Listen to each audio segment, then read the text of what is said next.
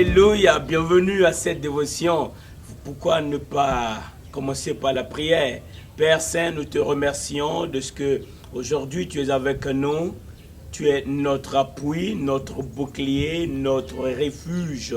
Nous te remercions, toi qui es le secours qui ne manque jamais dans la détresse. Yahweh Shammah, gloire à toi pour ta présence. Alléluia. Merci de nous donner ta parole qui est vivante et efficace et qu'elle produise la paix, la joie, la vie en nous, la guérison, tout ce dont nous avons besoin au nom de Jésus-Christ. Parle-nous, Père. Alléluia. Alléluia. Amen. Amen. Merveilleux, merveilleux, merveilleux d'être au pied de notre Père Céleste. Je sais que Dieu est à l'œuvre dans ta vie. Nous sommes dans des moments où nous devons brandir le flambeau de la victoire. Nous devons déclarer que nous sommes des enfants de Dieu, plus que vainqueurs. C'est nous. Nous sommes plus que vainqueurs en Jésus-Christ, notre Seigneur qui nous a aimés. Merci Seigneur de ce que tu es là. Aujourd'hui, nous continuons notre méditation dans Actes, le chapitre 6. En ce temps-là, à partir du verset 1, le nombre des disciples augmentant, les hellénistes murmuraient contre les Hébreux parce que leurs veuves étaient négligées dans la distribution qui se faisait chaque jour. Les 12 convoquèrent la multitude des disciples et dirent « Il n'est pas convenable que nous laissions la parole de Dieu pour servir aux tables. C'est pourquoi, frères, choisissez parmi vous 7 hommes de qui l'on rende un bon témoignage, qui soit plein d'Esprit Saint et de sagesse, et que nous chargerons de cet emploi. Et nous continuerons à nous appliquer à la prière et au ministère de la parole. » Cette proposition plut à toute l'assemblée. Ils élurent Étienne, homme plein de foi et d'Esprit Saint, Philippe, Prochor, Nicanor, Timon, Parménas et Nicolas, prosélyte d'Antioche. Ils les présentèrent aux apôtres qui, après avoir prié, leur imposèrent les mains. La parole de Dieu se répandait de plus en plus. Le nombre des disciples augmentait beaucoup à Jérusalem et une grande foule de sacrificateurs obéissait à la foi. Gloire à Dieu. C'est merveilleux de savoir que toi et moi qui avons reçu Christ, nous sommes des témoins de Christ. Nous ne pouvons pas oublier ça. Nous ne devons pas oublier cela.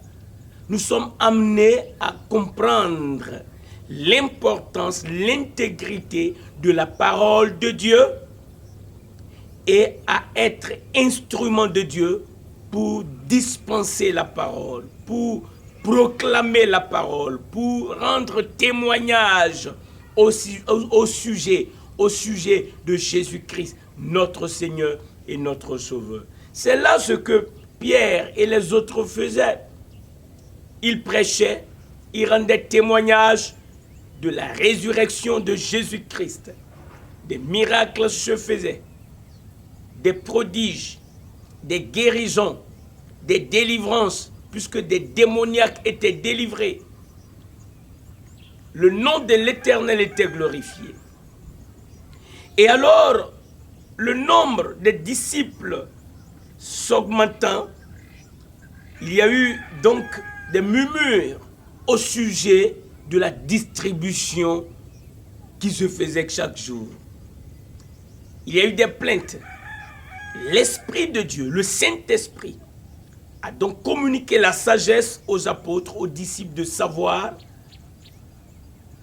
comment administrer les choses. Écoute ce qui est écrit au verset 2. Les 12 convoquaient la multitude des disciples et dirent « Il n'est pas convenable que nous laissions la parole de Dieu pour servir aux tables. As-tu écouté cela? Toi qui es devenu enfant de Dieu. Il n'est pas convenable que tu relègues la parole de Dieu au second plan. Il n'est pas convenable que tu places la parole de Dieu après. Non, c'est maintenant. La parole de Dieu qui est la volonté de Dieu exprimée. Ce n'est pas la parole que Dieu œuvre en nous et à travers nous. Donc, il doit y avoir quelqu'un qui prenne la parole comme élément de priorité entre distribuer, servir aux tables et prêcher l'évangile, annoncer les merveilles de Dieu aux hommes.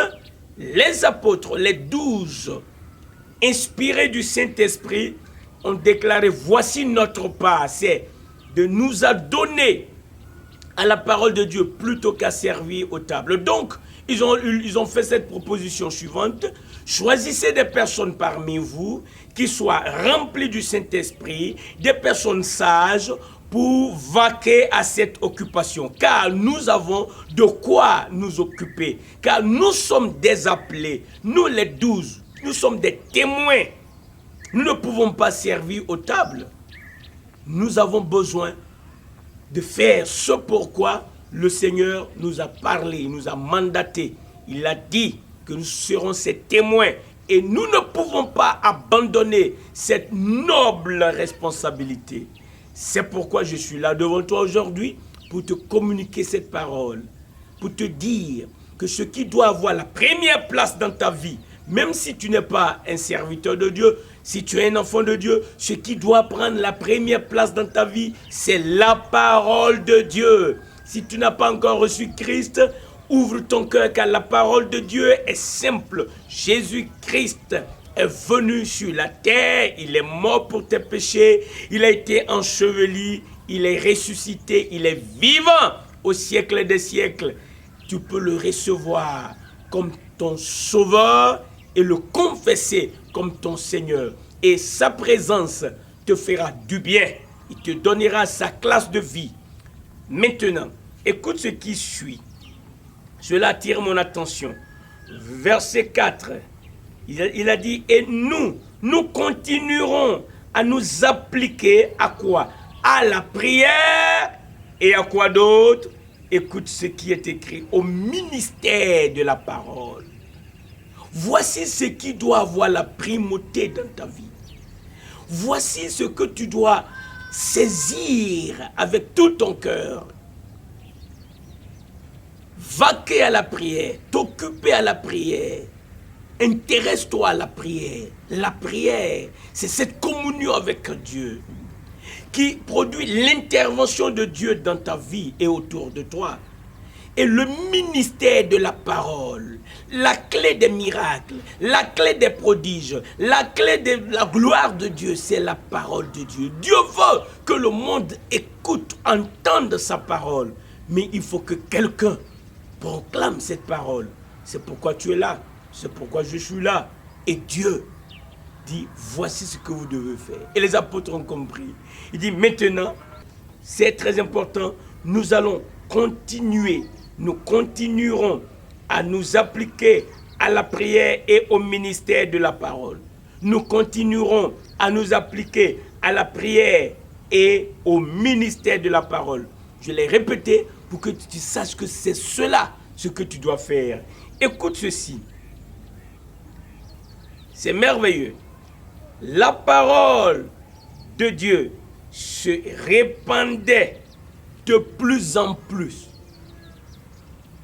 Quand ils ont compris la priorité des priorités et qu'ils ont commencé à agir en s'adonnant à la prière et à la prédication de l'évangile, c'est-à-dire au ministère de la parole, Dieu a commencé à œuvrer. La parole, ça m'a attiré l'attention. Écoute ceci. La parole se répandait de plus en plus. La parole se répand. La parole se répand de plus en plus. Pourquoi? Parce qu'ils étaient continuellement en train de prier et en train d'annoncer la parole. Donc la parole a commencé à prendre de l'ampleur, à se répandre. Et quelle a été la conséquence de ça? Le nombre des disciples augmentait beaucoup à Jérusalem. Quelle bonne nouvelle! Comment le nombre des disciples a pu augmenter? Quand les 12 ont compris que leur but dans la vie, c'est d'annoncer la parole, de prier et de se donner au ministère de la parole, quand ils ont compris cela, Dieu a ajouté la confirmation. Et ils ont commencé partout. Et les apôtres, les disciples, le nombre était devenu croissant, le nombre a augmenté, beaucoup dit la parole, et ce n'est pas tout. Et une grande foule de sacrificateurs obéissaient à la foi. Quelle merveille! Tu peux le faire aujourd'hui, dans ta vie, dans ma vie. Je dois le faire. Dieu nous appelle à comprendre l'importance, la place capitale de la parole dans notre vie. Quand ils avaient arrêté de communiquer la parole, les problèmes avaient commencé. Mais quand ils ont continué, ils ont compris et qu'ils ont repris, Dieu s'est glorifié. Le nombre a augmenté et tous étaient heureux. Dieu est à l'œuvre. La parole se répandait.